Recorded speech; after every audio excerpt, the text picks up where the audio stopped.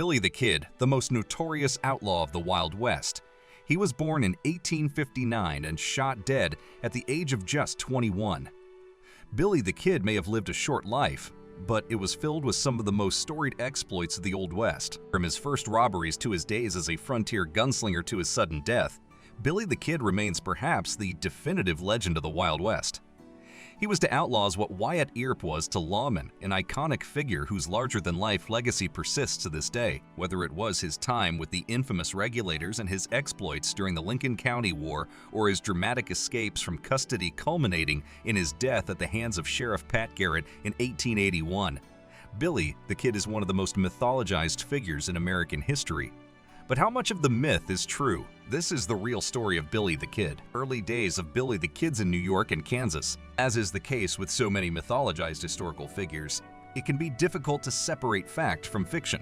For starters, Billy the Kid's name wasn't Billy, and he wasn't originally from the western United States, born Henry McCarty. He was the first of two boys raised by a small Irish Catholic family in New York City. Nobody is sure of the exact date he was born, but it seems to have been sometime in September 1859 because there's a baptism record for him from the end of that month. McCarty's family life was total chaos from the start. His parents were Irish immigrants who came to America and married just after turning 20. They resided in a slum in Manhattan, and his father, Patrick, did not live long. After Patrick's death, his widow took Henry McCarty and his brother out to Indiana, where she met a man named Bill Antrim. They all moved to Kansas in 1870, and she married Antrim in 1873. Soon after, the family moved farther west, where Henry McCarty started getting into trouble. Henry McCarty's first steps into infamy. Young Henry McCarty's new stepfather was a part-time prospector who frequently went off on extended trips. These absences became longer and more common as McCarty's mother fell ill with tuberculosis and became more dependent on the men and boys in her family to look after her. When she died in late 1874, Antrim was a couple of days' ride away. He soon learned of the death, but he didn't cut his trip short and missed the funeral. Afterward, teenage Henry McCarty was basically on his own. He tried to work respectable jobs, like as a hotel worker and a ranch hand, but quickly found himself on the wrong side of the law. He got in trouble for petty thefts of items like food and clothing, but things got worse when he stole some pistols from a Chinese laundry in 1875 and was sent to jail. However, just 2 days later, he escaped, and his life as a fugitive began. Fugitive days in the southwest of Billy. As a fugitive, Henry McCarty had to lay low. He managed to locate his stepfather's place in New Mexico, where he holed up for a few weeks. Antrim tolerated this living situation briefly, but the two eventually fell out, and McCarty left for good, making sure to steal a gun and some clothes on his way out. It was the last contact he ever had with Antrim. Out on his own, McCarty slipped across the border into Arizona territory, which technically made him a federal fugitive from justice. However, the federal government didn't have a huge presence in Arizona territory at the time, so McCarty was pretty much free to do as he liked. Using the name Billy Antrim and nicknamed the Kid for his youth and boyish appearance, the now 16-year-old McCarty came to be known as Billy the Kid and found work as a cowboy and ranch hand in Arizona. During his downtime, he liked visiting the saloon, drinking, and playing cards. Billy the Kid was also still stealing. He and an accomplice named John Mackey began swiping horses from an army fort and selling them.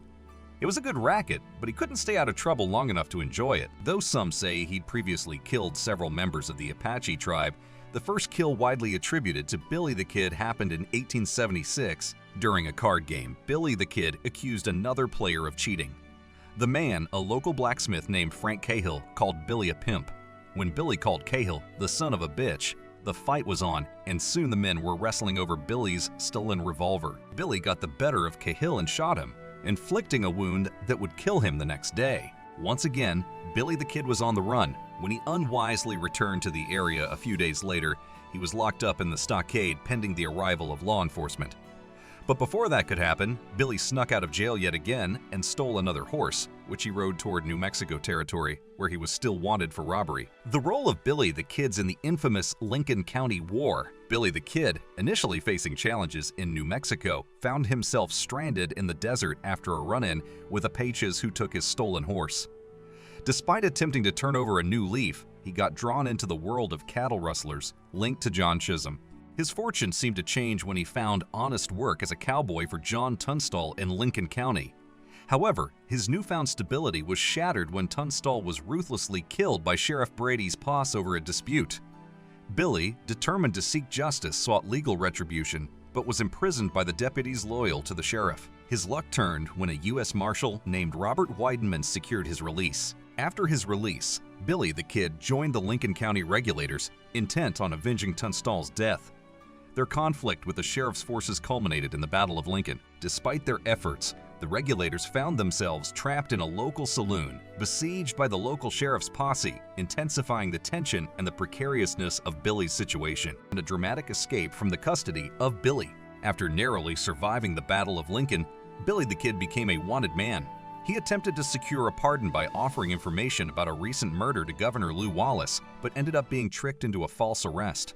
Realizing he might be executed, he escaped once again. Months later, he encountered Joe Grant in a bar, sensing danger and outsmarting him in a confrontation. However, this incident further intensified the pursuit of the law. The new Lincoln County Sheriff, Pat Garrett, eventually captured Billy the Kid in December 1880, overcoming a lynch mob during transportation. Despite his capture, Billy remained defiant, warning of the consequences if he were to ever escape.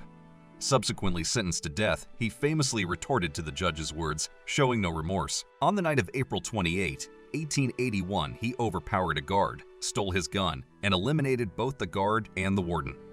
Billy escaped, cutting through his shackles and fleeing on a stolen horse. Pat Garrett and the death of Billy the Kid. Billy the Kid was free for just 3 months before his final encounter with Pat Garrett.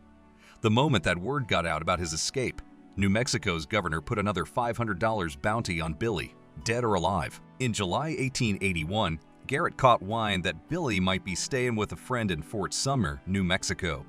Garrett was able to get inside the house on July 14th, and when Billy entered, Garrett shot him dead. The infamous Outlaw was dead at the age of 21. After killing Billy the Kid, Sheriff Pat Garrett initially struggled to claim his $500 reward from the governor. However, locals raised $7,000 for him, and the legislature later granted him the owed $500. Despite his criminal activities, Billy the Kid has become a legendary figure in American history, particularly among Wild West outlaws. While he claimed to have killed 21 men, historians believe the actual number is closer to 9. Some people consider him a folk hero, evident in the efforts to provide him with a proper headstone and the persistent conspiracy theories suggesting he may have faked his death. Although no concrete evidence supports these claims, the legend of his survival persists. In 2010, there was a push for a posthumous pardon that was never fulfilled, and disputed photographs purported to be of Billy the Kid have generated significant interest and controversy, reflecting the enduring fascination with his story even a century after his death.